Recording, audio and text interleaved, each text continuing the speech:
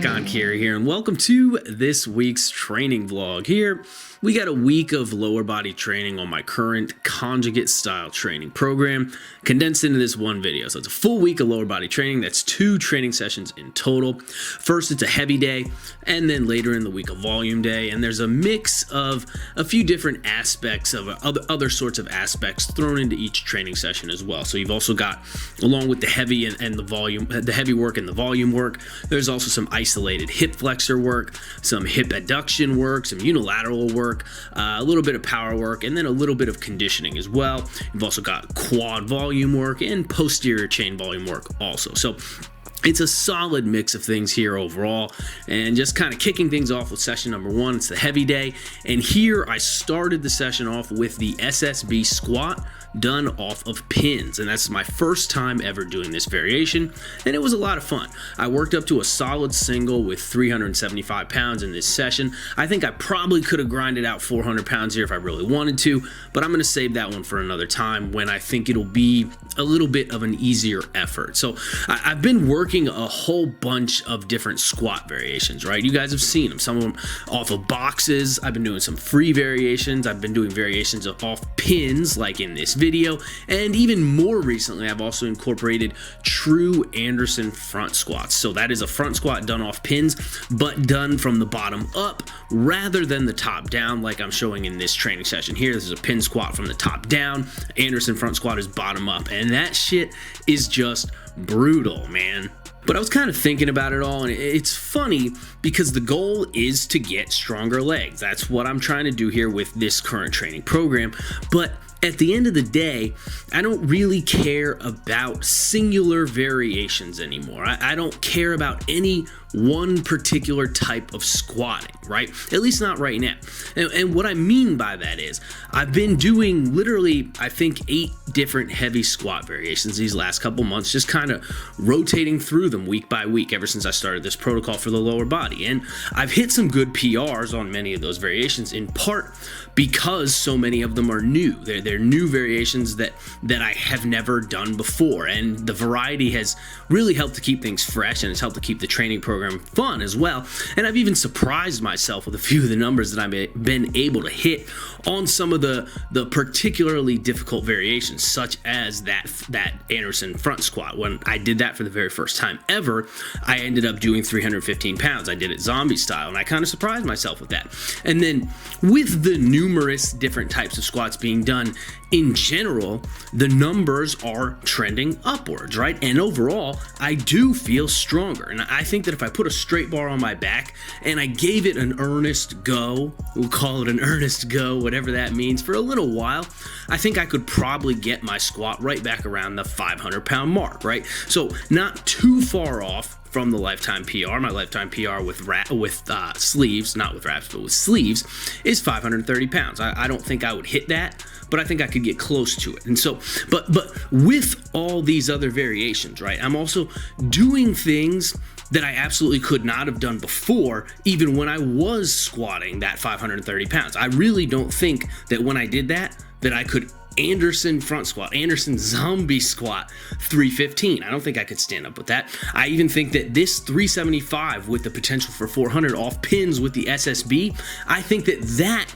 probably would have stapled me even when I was a 500 plus pound squatter with a straight bar. I guess what I'm getting at is I'm doing so much more right now. The focus is much less singular for me. So the peak is not quite as high, but the base is a lot wider, right? So kind of inevitably, what I'm saying is it's going to result in a lower number on the regular squat, right?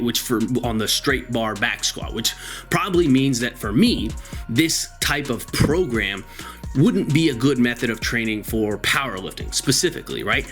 But like I said, the overall base is just so much wider. I can feel it. My overall capability and my brute strength level, it just seems to be a lot higher. Even I did that 200-pound sandbag in a couple weeks ago, right, in that other vlog.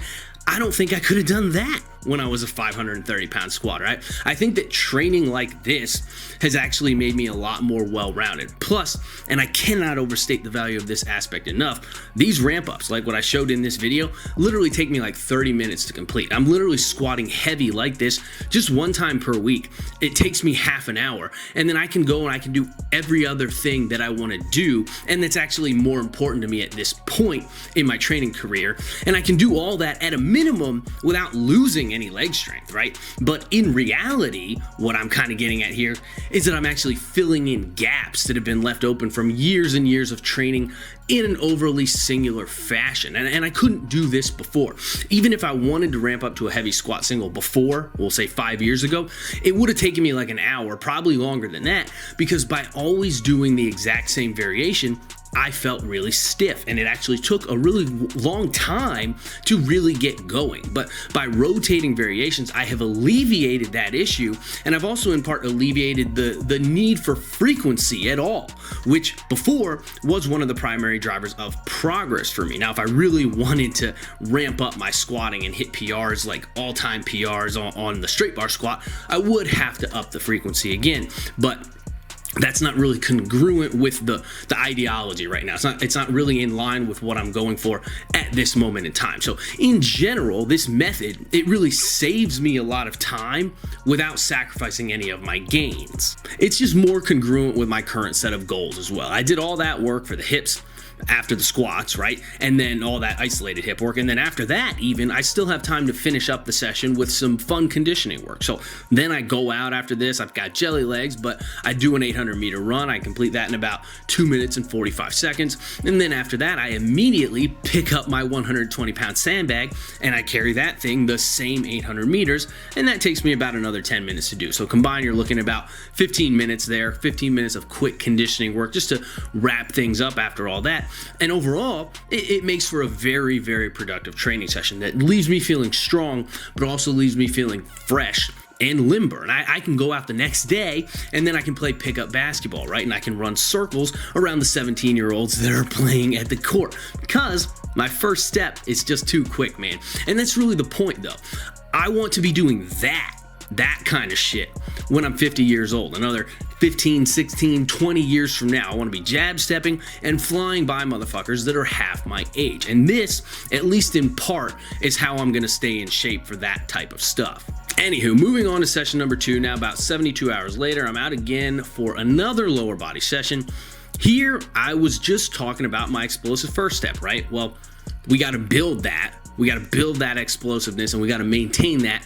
And we do that with explosive work, with power work like this here, these power jerks. I've got a lot of options at my disposal at this point, but this one is actually a brand new one for me. This is the first time I've ever done this, the behind the neck power jerk. So it was really awkward for me. I've never been good at doing behind the neck jerks or push presses in general as compared to doing them from the front rack, but then combine that with the power jerk instead of the split, and this just felt all kinds of weird for me. It took me a few attempts to really get any kind of feel for it. You can see on the 245 attempt, I almost lost the bar for no real good reason at all. Then somehow the 265 lift right after that ended up being hands down the best lift of the day. It was powerful and smooth, and I got right under it really nicely. So then I jumped up to 275 after that, and I ended up hitting it well enough on the second attempt. And honestly, I surprised myself with that one a little bit. Obviously, there's more there. I'm strong enough probably to do 300 pounds like this. I probably could have made a really good run at 285 right here in this session, but it's just so awkward right now that I figured this was probably a good stopping point and a good initial lift to get in here, just so that I didn't get sucked into it trying to hit something that was a little bit outside of the realm of my current capabilities and just end up wasting a bunch of time because of it. So that was overall solid. And then after the power jerks, I moved on to the heel elevated front squat. This is another exercise that I've incorporated recently. I think I've done it 3 times now. And here I'm just keeping a narrow stance with this exercise. I'm focusing on keeping the torso as upright as possible while allowing the knees to shift forward as far as I can let them go.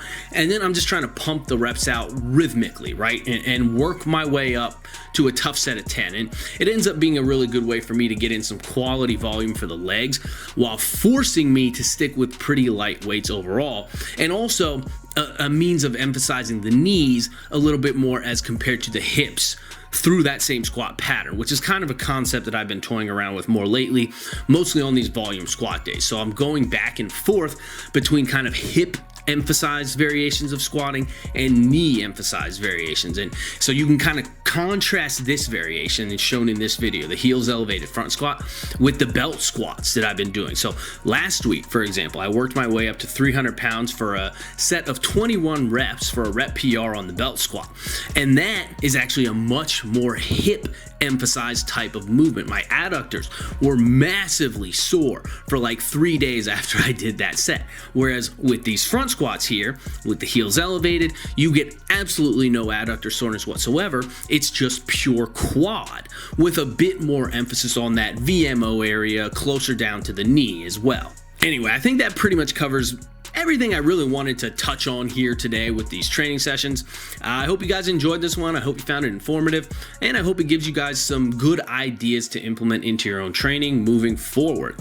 If you enjoy this type of content and you would like to support the production of more of it, then be sure to pick up one of my training templates off my website. I've got nothing but rave reviews for those templates so far, or you can just sign up for my Patreon. All the links are in the description. Remember to smash the like button before you go. If you do enjoy these videos, do that for me for the algorithm, guys. Leave me some love in the comments as well. Keep training hard, guys. I'll catch you all next time.